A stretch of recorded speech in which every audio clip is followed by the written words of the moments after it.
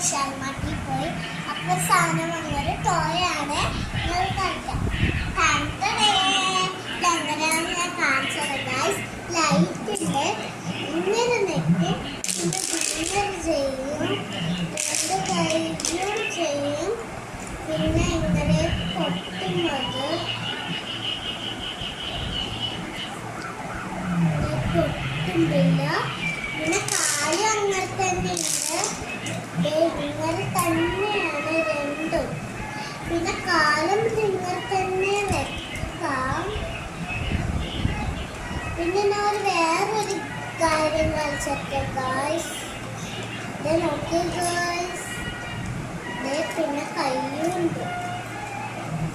കയ്യും മക്കളോ കൈ താഴെ തൊട്ട് രണ്ട് കൈയും നോക്കി.